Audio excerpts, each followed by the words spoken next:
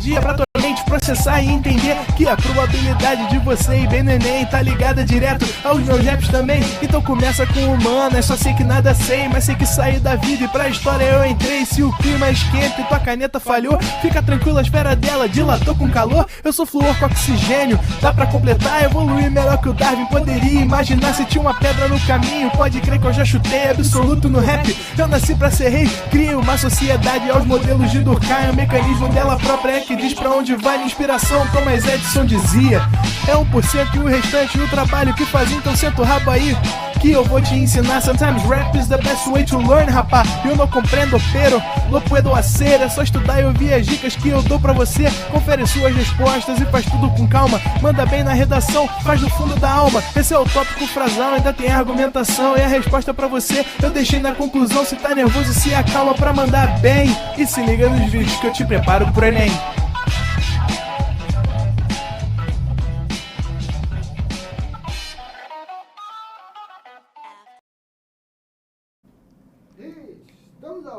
Estamos online. Eu não quero nada menos do que a Luana no chat. Eu não quero nada menos do que o alto astral de Luana no chat. Nada menos que o dela importa hoje. É isso. É isso. Ela tá desde o começo falando assim, caraca, vai ter aula do Alanzinho. Vai ter dentro Alan, uhul, vamos ficar felizes, isomeria, era tudo que eu mais queria no dia de hoje, vambora, uhul. Nada menos que isso. Caraca, hoje vai ter aula do Alan, vai ter aula da Camila, caraca, e tava torcendo por terça-feira. É ou não é? Nada menos do que isso. Salve, salve. Tiaguinho, tu é o cara. Tiaguinho. Tu é o cara, pediu um salve, mandei o salve daquele jeito, então não é? Ai, meu Deus do céu, gente, sejam todos bem-vindos, sejam todas bem-vindas. Cá estou eu, quem vos fala, é o professor Alan Rodrigues, o futuro ex-careca, e cá estamos nós para poder conversar sobre a nossa segunda aula de isomeria, que é a aula de isomeria espacial. A nossa primeira aula foi de isomeria plana, que aconteceu na semana passada. Essa semana a gente vai conversar sobre isomeria espacial, sobretudo sobre dois casos de isomeria, que são as isomerias conhecidas como... Ih, não tá passando, meu querido. Às vezes dá um tchu-tchu-tchu, né? Foi. Beleza. São esses dois casos de isomeria, esse vai ser o nosso objetivo e a gente vai conversar um pouquinho sobre eles, tá? Mas como vocês já me conhecem, eu não sou o cara de usar apresentação, nada contra, mas eu gosto é disso aqui. Vem comigo, que o quadro já tá daquele jeito que vocês estão acostumados, daquele jeito que vocês gostam, porque hoje o nosso bate-papo é um bate-papo super fundamental, onde a gente vai conversar sobre isomeria espacial. Quero começar chamando a atenção de todos e de todas do segundo nome que a gente utiliza aqui dentro. Nos dias atuais, olhando para os vestibulares que têm aparecido para vocês, vocês conseguem notar, se vocês já tiveram curiosidade de observar, que muitas questões o cara está utilizando esse nome que está aqui. Estereoisomeria. Estéreo tem a ver com espacial.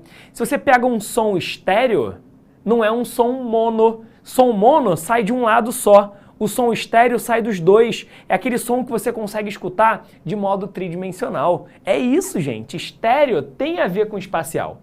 Então, é muito comum, ou tem sido muito comum, as questões pedirem para vocês quais são os estereoisômeros da molécula tal. Então, quando a gente fala sobre estereoisômero, eu estou tratando de isômero espacial. Ou seja, eu estou tratando ou da situação do que a gente chama de isomeria geométrica, que é o nosso bate-papo agora, ou a gente fala sobre isômeros óticos. Tudo bem?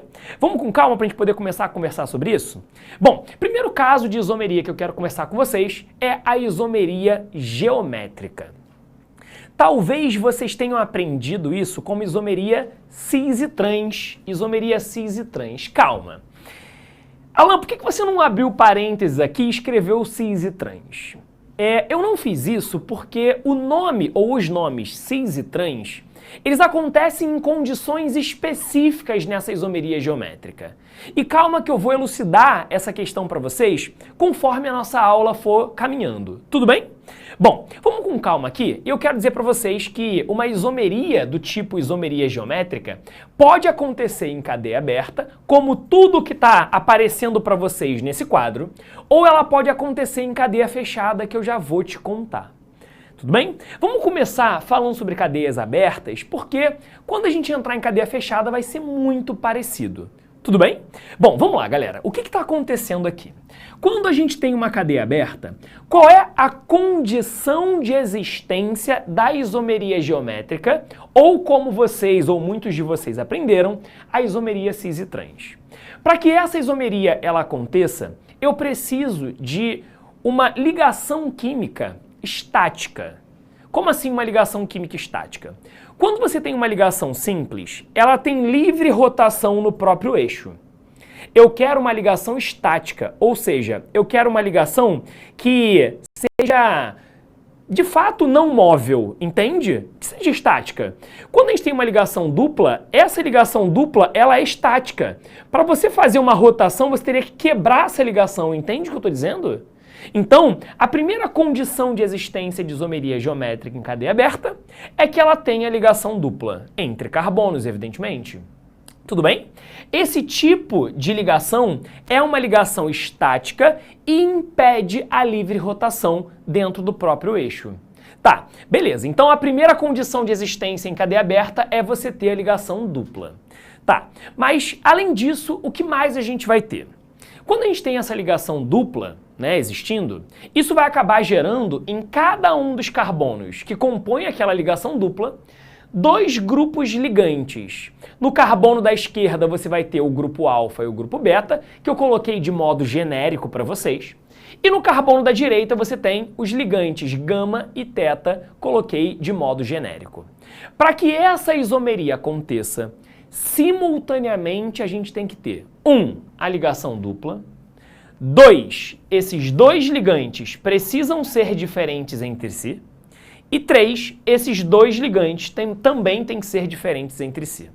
Então, para que a gente tenha isomeria geométrica em uma cadeia aberta, eu tenho que ter a dupla e os ligantes laterais do carbono precisam ser diferentes entre si. Por exemplo, olhando aqui embaixo, nesse caso, eu vou ter a isomeria geométrica. Como é que eu sei disso? Eu tenho a ligação dupla, esse cara é diferente desse e esse cara é diferente desse. Então percebam que simultaneamente eu respeito esses 3 pontos. Ter a ligação dupla carbono-carbono, você ter os ligantes do carbono da esquerda diferentes e do carbono da direita também diferentes. Tudo bem? Quando isso acontece, a gente tem isomeria geométrica. Tá, mas e aí, Alan? Isomeria não é a área da química que eu estudo compostos diferentes que apresentam a mesma fórmula? Sim. O que eu estou querendo dizer para vocês é o seguinte. Se você colocar, por exemplo, nessa situação, os 2 cloros para cima, ou se você colocar um cloro para cima e um cloro para baixo, isso vai produzir moléculas que são diferentes entre si. Ah, professor, mas isso aqui é diferente disso? Com certeza, mano. Não existe nenhuma rotação, nem da molécula como um todo, nem uma rotação da ligação que faça esse composto se transformar nesse. Então, de fato, eles são diferentes. Então, de fato, eles são isômeros. Tudo bem, meus amores? Beleza? Tá, mas e aí? Se eles são compostos diferentes, como é que eu diferencio um do outro? Quando a gente trata de isomeria geométrica, quando os ligantes laterais sendo iguais... Você consegue tirar essa barra para mim, Renanzinho, rapidinho, por favor? Quando a gente tem os ligantes dos carbonos vizinhos sendo iguais entre si, eu posso dizer que ali dentro existe a isomeria cis e trans. Eu só posso usar cis e trans nessa circunstância, mano. Eu só posso usar cis e trans quando os ligantes laterais, eles são iguais entre si. Se eles forem todos diferentes entre si, como acontece aqui, nessa situação eu não posso usar cis e trans. Mas calma que daqui a pouco a gente conversa sobre isso. Vamos lá? Olha só, galera, eu poderia aqui analisar pelo cloro ou eu poderia analisar pelo hidrogênio. Nessa situação daqui, Quando os ligantes, que são ligantes iguais, eles estão para o mesmo lado da dupla, ou para o mesmo lado do plano de simetria, eu chamo isso de isômero cis. Como assim? Se eu traçar aqui um plano de simetria contendo a ligação dupla, o que vai acontecer? A gente vai ter, ou analisando pelos hidrogênios, ou analisando pelos cloros, esses caras para o mesmo lado. Tudo bem? Quando eles estão para o mesmo lado, eu chamo de cis.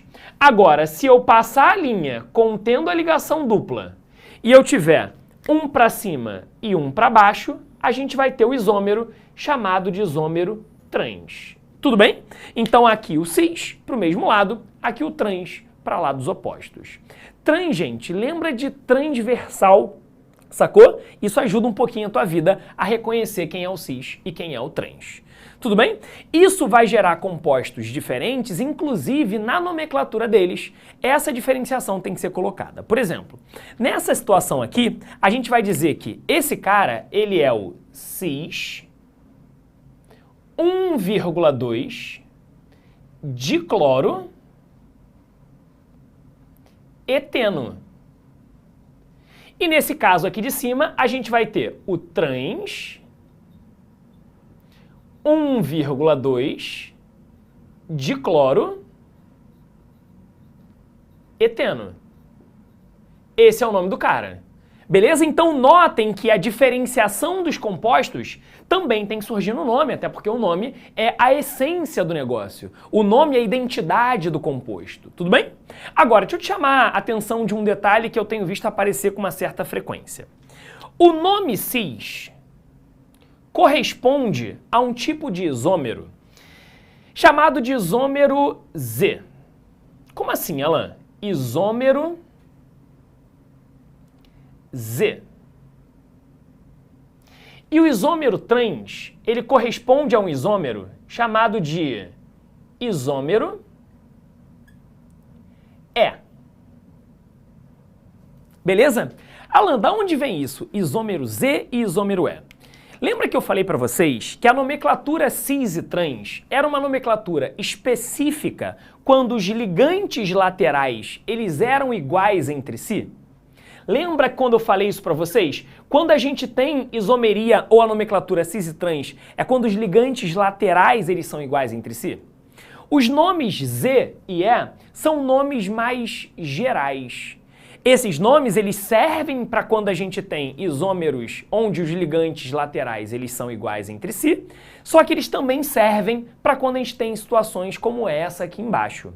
Aqui, quando esse é diferente desse, que é diferente desse, que é diferente desse, onde todo mundo é diferente entre si, a gente pode dizer, a gente pode tratar isso aqui como isômero cis e trans, depois eu mostro, desculpa, a gente pode tratar como isômero E e Z, que eu daqui a pouco mostro para vocês, mas aqui eu não posso usar as nomenclaturas cis e trans. Tudo bem, gente? Só queria colocar os pingos nos is aqui, sobretudo para a galera que vai fazer prova específica, que eu acho que esse é um detalhezinho que pode aparecer para vocês. Tudo bem? Tá, vamos lá. Então, Alan, aqui eu poderia usar Z 1,2 de cloroeteno? Sim. Poderia usar trans 1,2 de cloroeteno? Sim. Ó, para poder ajudar a tua vida, para poder facilitar e você lembrar, ó, Z, lembra disso aqui, ó. Lembra de juntos. Z, lembra de juntos. Então, os dois para o mesmo lado. Lembra de juntos. E o E, você vai lembrar de eparados. Juntos e eparados. Juntos para o mesmo lado, eparados para lados opostos. É claro que não vem disso esse Z e esse E. Ele vem de palavras em alemão que significam juntos e separados, mas eu não vou me propor a falar aqui em alemão, porque eu não tenho essa habilidade, beleza? Mas óbvio que essa brincadeirinha de juntos e eparados pode ajudar bastante a tua vida, beleza? Tudo bem? Então, guarda essa informação e eu quero mostrar para vocês. Deixa eu só colocar uma dupla aqui que eu tinha esquecido. Quero colocar para vocês aqui essa moleculona, onde eu estou mostrando isso para vocês, e eu quero saber, em cada uma das situações, quando é que a gente vai ter o isômero cis e quando é que a gente vai ter o isômero trans. Olha para esse composto e me diga onde é que é cis, onde é que é trans. Tudo bem? Vem comigo? Olha só, meus amores. Nessa primeira situação, onde eu tenho uma ligação dupla, ele vai ser cis ou vai ser trans? Vamos com calma? Ó, esses carbonos da dupla, eles vão apresentar, além de tudo, eles vão apresentar átomos de hidrogênio. Olha lá, átomos de hidrogênio. Fez sentido? Você consegue perceber que aqui os átomos de hidrogênio, eles estão para baixo?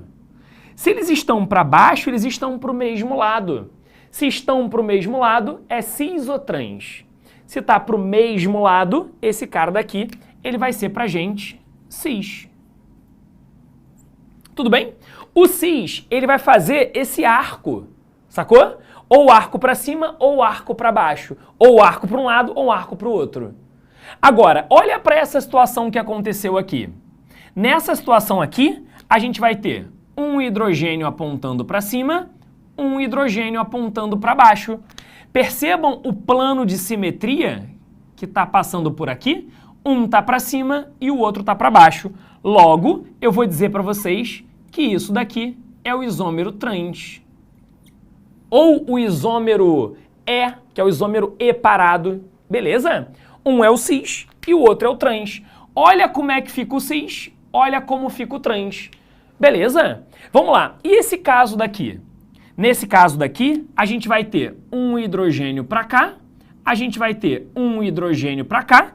Se você traçar o plano de simetria passando pela dupla, você percebe que os hidrogênios estão para o mesmo lado. Se eles estão para o mesmo lado, esse cara daqui, ele vai ser um isômero cis. Beleza? Então, cis, trans e cis. E aqui? Não fez o zigue-zague? Ah, vai! Nesse caso, quando a gente constrói esse zigue-zague, nesse hidrocarboneto, é um fato que a gente vai ter aqui o isômero trans. Isômero trans. Tudo bem? Alan, e nesse último caso aqui? Cuidado, gente, porque nesse último caso não tem isomeria cis e trans. Sabe por quê? Se você for olhar para os hidrogênios, você vai ter aqui os hidrogênios dispostos desse jeito. Então, se eles estão dispostos desse jeito, nesse carbono que está aqui, ele tem dois hidrogênios, ele tem os mesmos ligantes, e para que a gente tenha essa isomeria, esses dois caras que estão aqui, eles precisam ser diferentes entre si. Tudo bem, gente? Beleza? Tô vendo a galera respondendo aí, cara. Mandaram bem, mandaram bem. Isso aqui já apareceu aqui no Rio de Janeiro na prova da UERJ. Não sei se vocês conhecem, mas é o vestibular da Universidade do Estado do Rio de Janeiro, né? Por sinal, aproveitar esse momento, aproveitar que a gente está aqui no Rio de Janeiro, né? E dizer para a galera do chat que hoje é o último dia de inscrição no exame, no primeiro exame de classificação da UERJ. Então, se você não se inscreveu, se inscreva. Beleza? E é claro, não é só se inscrever, tem que pagar a taxa se você não for isento, tá? O pagamento é até amanhã, beleza? Não esqueçam disso, tá, povo? Alan, mas se todos os ligantes forem diferentes entre si? Se todos os ligantes forem diferentes entre si, eu não posso usar cis e trans. Eu tenho que usar somente as nomenclaturas Z e E. E aí, Alan, o que eu faço? Vamos com calma? Olha só. Se todos os ligantes são diferentes, não dá pra gente comparar esse lance de igual para o mesmo lado ou igual para lados opostos. Eu tenho que criar um outro parâmetro. O parâmetro que a gente utiliza é pelo número atômico. Então eu vou até a tabela periódica e procuro o número atômico dos elementos. Como assim? Olha só. Se eu for na tabela periódica, eu vou perceber que o número atômico do oxigênio, é igual a 8. Esse Z não é esse Z, tá, gente? Esse Z é a representação de número atômico.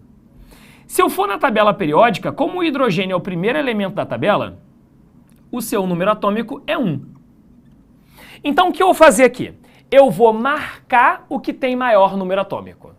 Então, entre o oxigênio e o hidrogênio, o que tem maior número atômico vai ser esse daqui. Então, entre o oxigênio e o oxigênio tem maior número atômico, então eu marco esse cara desse jeito. Tá, mas e aí, Alan? E aí é o seguinte, vamos para o outro lado. No outro lado, se você perceber, o átomo que está ligado diretamente ao carbono, que é o carbono da dupla, também é carbono. Então aqui ficou igual. Quando a gente tem uma igualdade, eu tenho que passar para o próximo átomo. Repara, Esse CH3 que tinha aqui, eu vou escrever assim, ó, CH2 e H. É como se eu tivesse um C, H para cima, H para baixo e esse H sequencial. Por que eu estou fazendo isso com vocês? Porque eu vou ter esse grupo literalmente igual a esse grupo. O que for igual, eu não vou considerar, eu tenho que partir para o próximo. No próximo, o que você percebe? Aqui eu tenho carbono, que tem número atômico 6 pela tabela periódica, e agora surgiu para a gente um hidrogênio, que tem número atômico 1. O que está acontecendo? Aqui a gente vai ter um número atômico maior, por consequência eu vou marcar ele. Então nota que a gente olha pelo número atômico, gente, não é pela massa. Tem lugar que não ensina certo. Não ensina certo porque o jeito certo de você verificar é pelo número atômico e não pela massa. E é desse jeito. Se tiver alguma coisa igual, você olha para o próximo. E aí o que aconteceu? Os dois grupos de maior massa estão para o mesmo lado da dupla. Então esse cara, ele vai ser o isômero Z ou ele vai ser o isômero E? Se está para o mesmo lado, eles estão juntos. Isso aí. Então aqui a gente vai ter o isômero Z. Beleza? Então esse cara é o isômero Z. Alan, posso falar isômero cis? Não, não posso falar isômero cis. Beleza? Tá? Cis somente se os ligantes laterais fossem iguais. Beleza? Bom, faz o seguinte, quero que vocês tirem um print dessa tela. Tira um printzão e vamos falar de situação de cadeia fechada, que é muito semelhante, baby. É muito semelhante. Vou apagar aqui. Muito semelhante. Vamos lá, letra B, e vamos falar de situação de cadeia fechada. Vamos nessa. Vamos tentar entender aqui a parada. Olha só, meus amores. Vamos nessa. Let it go. Letra B. Letra B. Vamos falar aqui, então, de cadeia fechada. Quando a cadeia ela é uma cadeia fechada, a gente não vai se preocupar com a existência da dupla, porque não tem que ter a dupla. Tá? Como assim? Vamos lá. Se eu chegar para vocês e colocar, por exemplo, uma situação tipo essa daqui, ó. Vou chegar para vocês e vou colocar uma situação de cadeia fechada, tipo essa daqui. Vou botar uma reticências aqui, só para dizer que a cadeia ela é de fato uma cadeia fechada. O que acontece? Eu não tenho que ter a dupla. Eu não tenho que ter a dupla. A ligação tem que ser simples aqui. E agora? E agora é o seguinte, a gente precisa, em cada um desses carbonos, ter ligantes diferentes. Tá, como assim, Alan? Como assim? Vou mostrar para vocês entenderem a parada. Lembra que, quando a ligação ela é pintada, a gente tem uma ligação para frente, e quando a ligação ela é tracejada, a gente tem uma ligação para trás? Qual é a ideia aqui? Alfa, beta. Então vamos lá. Alfa tem que ser diferente de beta. E gama e teta. Gama precisa ser diferente de teta. É bem semelhante à cadeia aberta. O que vai mudar agora é que não tem que ter a ligação dupla, mas a cadeia tem que ser fechada e o fato de ser fechada impede a livre rotação no próprio eixo.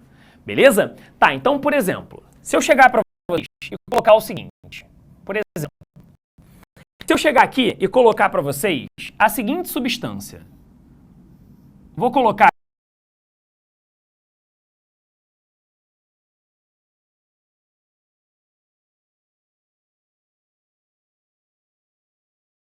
aqui esse composto daqui, ó. Vou botar desse jeito, aí eu vou colocar pintado aqui. Vou botar para vocês pintado aqui uma hidroxila. Tracejado, eu vou colocar um CH3. Aí eu vou botar aqui pintado um CH3. e tracejado uma hidroxila. Bom, o que você está percebendo aqui? Bom, vou traçar a simetria contendo os carbonos da ligação simples.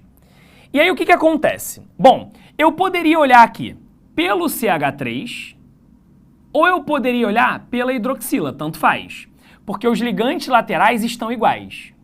Tá, o que está acontecendo aqui? O que está acontecendo aqui é que uma hidroxila está para frente e uma hidroxila está para trás. Ou eu poderia analisar, um CH3 está para trás e um CH3 está para frente. Repara que eles estão desse jeito, hidroxila para frente, hidroxila para trás. Ou CH3 para frente, CH3 para trás. Nessa situação, ele vai ser o isômero cis ou ele vai ser o isômero trans? Ué, eles não estão para lados opostos? Posso ver pela hidroxila ou posso ver pelo CH3. Tudo bem? Se eu tenho a hidroxila uma para cima e outra para baixo, eu posso dizer para vocês com muita tranquilidade que esse daqui vai ser para gente o isômero trans. Ou eu posso dizer que esse daqui é o isômero E. Tá? Tanto faz como é que a gente vai dizer. Beleza, povo? Então é assim que a gente faz análise quando a cadeia é fechada. Não tem que ter a ligação dupla ali dentro. Tudo bem? Beleza? Bom, primeira etapa do nosso dia foi super resolvida e deu pra gente contar bastante coisa aqui dentro, inclusive chegar numa parte mais específica. Agora, eu quero falar pra vocês o seguinte. Beleza, Alan, entendi, show de bola, bonitinho, e aí? E aí é o seguinte. Eu falei para vocês que na isomeria espacial a gente vai ter dois casos, não é isso? Eu tenho a isomeria geométrica, como eu mostrei para vocês, essa isomeria é chamada de isomeria EZ, e agora a gente pode partir para o nosso número 2 e falar sobre isomeria ótica. Vamos lá, porque esse é um ponto bastante frequente em prova para vocês. Vamos lá. Isômero ou isomeria ótica. Alan, o que são isômeros óticos? Vamos lá. Isômeros óticos são compostos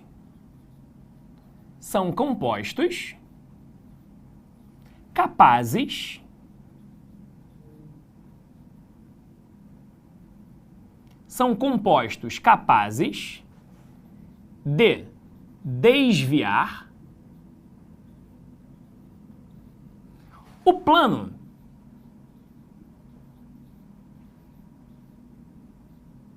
da luz polarizada. Professor, não entendi foi nada. O que é isso? Compostos capazes de desviar o plano da luz polarizada? Meu Deus do céu, não sei o que é isso. Calma, vem aqui comigo para a nossa apresentação que eu quero mostrar um negócio para vocês. Olha para essa imagem que eu trouxe aqui. O que está acontecendo, gente? Quando você tem uma luz que sai direto da fonte, ela sai como uma luz natural ou uma luz não polarizada. O que isso significa? Significa que se a luz é uma onda, existem vários planos de vibração que faz com que ela seja, enfim, de fato emitida. Então, quando a luz ela sai da fonte, quando ela sai como uma luz natural, ela sai com vários planos de vibração, uma vez que ela é uma onda. Então, entenda como plano de vibração, literalmente, por onde aquela luz, né, aquela onda, ela está vibrando. Então, ela pode estar vibrando nesse plano, ela pode estar vibrando nesse plano. Lembra que isso é uma onda, então eu tenho planos de vibração que podem existir ali dentro. E uma luz é chamada de natural quando eu tenho vários planos de vibração. Quando essa luz ela passa por um polarizador, não sei se vocês já viram a lente polarizada de óculos. A lente ela é polarizada porque ela serve, entre aspas, como um filtro para esses planos de vibração.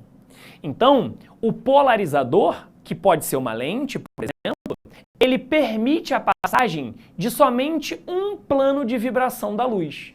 Então imagina que a luz está passando adoidada por uma série de espaços. E aí ela chega num polarizador. O que o polarizador faz? Faz ela vibrar em um único plano de vibração. Esse plano de vibração foi representado por essa seta. Tudo bem?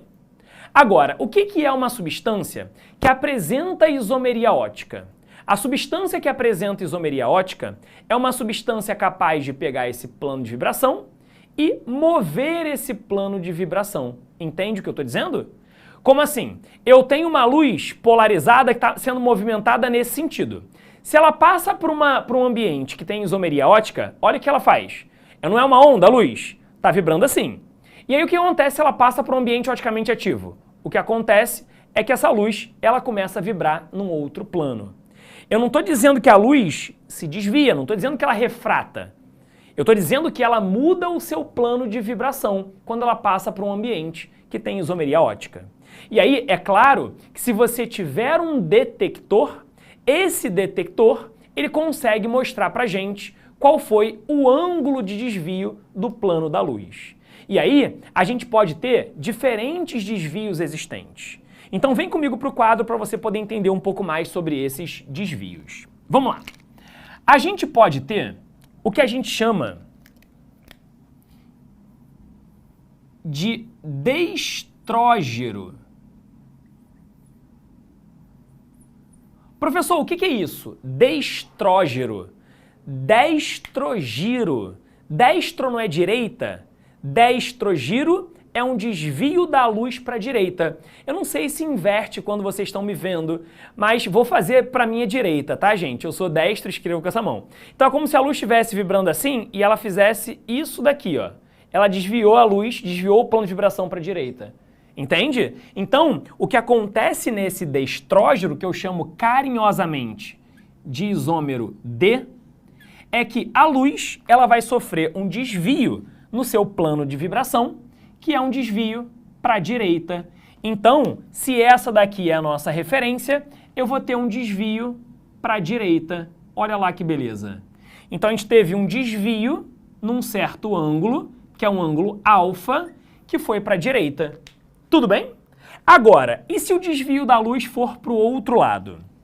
Eu vou ter um levógero. Eu vou ter um levógero. Levógero, para você lembrar que ele é para a esquerda, é só você lembrar de left, né? Lembra de left. O levógero, o isômero levógero, ele vai desviar a luz para a esquerda.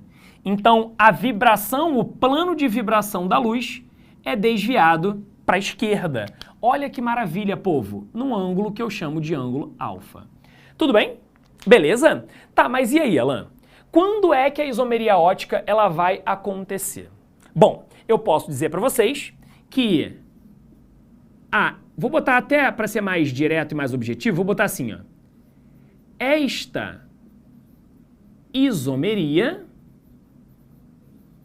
Esta isomeria ocorre quando há um carbono em específico, que é carbono chamado de carbono quiral, também conhecido como carbono assimétrico,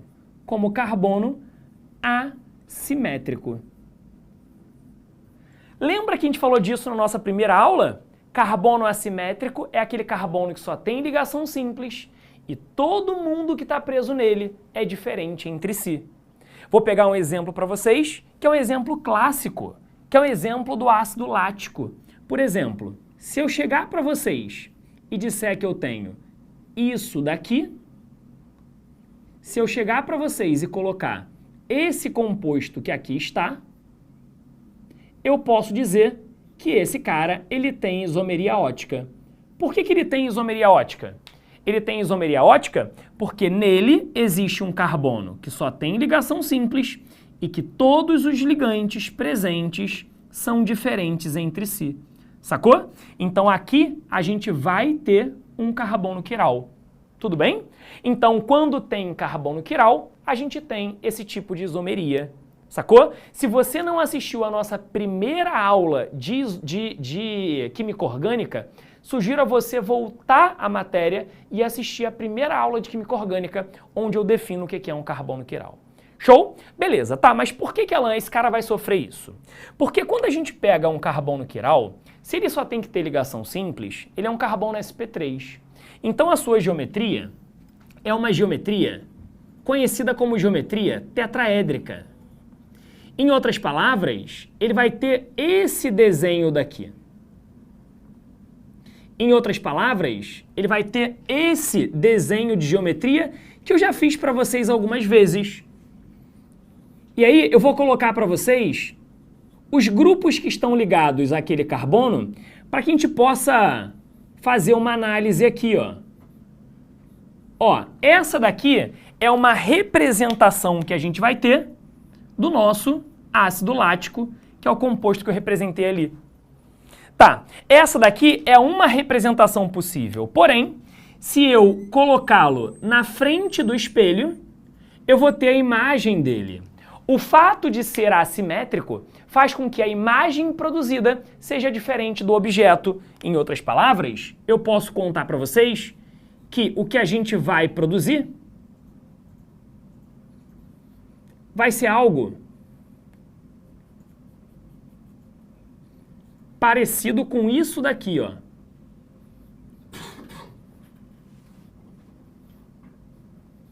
Olha lá, imagem e objeto. Imagem e objeto. Esses dois caras, eles parecem iguais, mas eles são diferentes. É como se fosse uma mão como sendo a imagem da outra. As duas mãos é ótimo, né? As duas mãos são iguais? Não, cara. Tanto não são iguais que se você pegar uma luva de goleiro de mão direita, não encaixa direito na mão esquerda. A gente tem imagem e objeto que não são sobreponíveis. Então, de fato, a gente vai ter compostos diferentes. E a gente chama, quando isso acontece, quando a gente tem isômeros onde um é a imagem do outro, a gente chama esses caras aqui de enantiômeros. Enantiômeros acontecem quando a gente tem isômeros onde um é a imagem do outro. Alan, e se os isômeros não fossem um a imagem do outro? A gente chamaria de diastereoisômero. Então, enantiômero acontece quando um é a imagem do outro e diastereoisômero acontece quando a gente tem um não sendo a imagem do outro. Por exemplo, o isômero cis e trans, um não é a imagem do outro, então eles são diastereoisômeros. É uma palavra que eu já vi aparecer nas opções em questões. Tudo bem? Beleza? Agora repara, se por acaso, não dá pra gente saber qual é qual, mas se por acaso esse daqui for o isômero D, ou seja, se esse desviar a luz para a direita, a imagem dele necessariamente é desviada para a esquerda. Sempre assim. Se eu tenho um dos caras que desvia a luz para a direita, a sua imagem desvia a luz para a esquerda. Tudo bem? Tá, e aí, Alan? Vamos seguir nossa vida pra gente poder falar um pouco mais sobre isso. Tira um print. Tira um printzão. Belezura? Show? Ó, vamos seguir nossa vida aqui. Tá, mas e aí, Alan? E aí é o seguinte. Bom, existe uma coisinha que aparece com bastante frequente dentro de isomeria ótica, que é o seguinte. Vamos lá.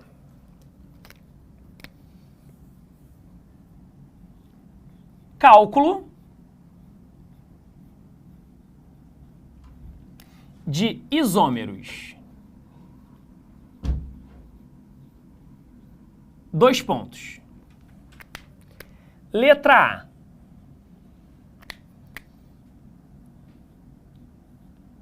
Oticamente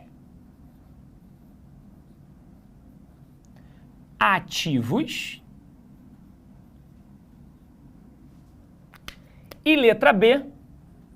Cálculo de isômeros oticamente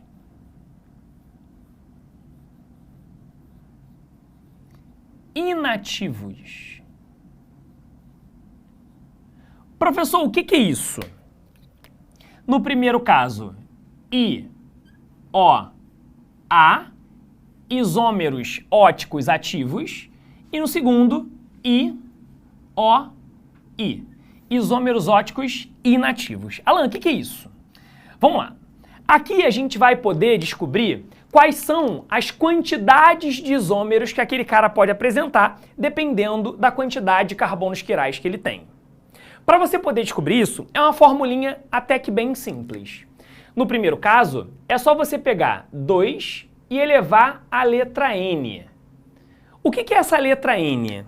Essa letra N corresponde para a gente a quantidade de carbonos asterisco, que é a quantidade de carbonos quirais. Para você achar os isômeros óticos inativos, vai ser 2 elevado a N sobre 2. Ah, então, Alan, você está me dizendo que os isômeros óticos inativos são a metade dos ativos? Sim. Quando? Sempre. Esse N é a quantidade de carbonos quirais. Deixa eu explicar um pouco mais para vocês sobre essa fórmula. Repara, como cada carbono pode ser destrógeno ou levógeno, cada carbono tem 2 possibilidades de isômeros para poder assumir. É como se você falasse o seguinte: eu peguei o meu armário e eu tenho 2 blusas, 2 calças e 2 tênis para poder sair. De quantas formas diferentes eu posso me vestir? 2 vezes 2 vezes 2.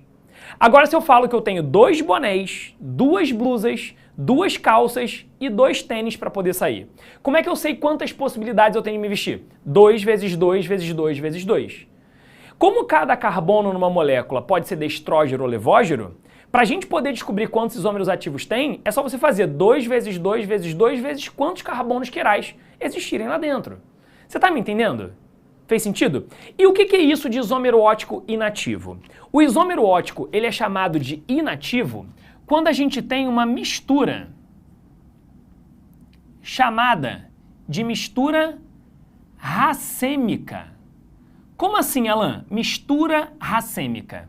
Essa mistura ela acontece quando a gente tem 50% de um isômero destrógeno e 50% de um isômero levógeno. Ou seja, se em um recipiente eu pegar a metade dos isômeros que desviam a luz para a direita e a outra metade que desvia a luz para a esquerda, se a metade desvia para a direita e a metade desvia para a direita, a luz acaba passando sem sofrer desvio. Daí o lance de ser inativo. Como é de par em par que eu formo uma mistura racêmica, é por isso que eu pego o número de isômeros ativos sobre 2. Porque a cada um par, eu tenho uma mistura que é inativa. Tá, mas Alan, como é que a gente vê a aplicação sobre isso? Ué, a gente vê a aplicação sobre isso nesse cenário. Por exemplo, se eu chegar para vocês e colocar a seguinte situação. COOH, C. Botar um cloro aqui.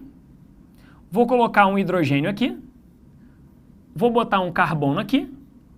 Vou colocar para vocês um hidrogênio para cima. Vou botar uma hidroxila para baixo. Vou colocar um CH2. Vou colocar aqui para vocês um OH. Aqui um hidrogênio. E vou botar na ponta um carbono com uma tripla para o nitrogênio. Vamos lá. Ó, o que eu quero fazer nessa molécula? Eu quero descobrir quantos isômeros óticos ativos existem e eu quero saber quantos isômeros óticos inativos existem. Vamos com calma? Primeiro, carbono com dupla nunca é quiral. CH2 nunca é quiral. Carbono com tripla nunca é quiral. Se você não sabe disso, assiste a nossa primeira aula de química orgânica que a gente fala sobre carbono quiral. Certo? Vamos lá. Esse carbono que está aqui, ele é quiral. Como é que eu sei disso? Todos os ligantes aqui são diferentes e eles só têm ligação simples. Ah, professor, não é tudo diferente não. Esse carbono é igual a esse. Não é assim que a gente vê. A gente tem que olhar o ligante como um todo. Como assim? Olha para cá.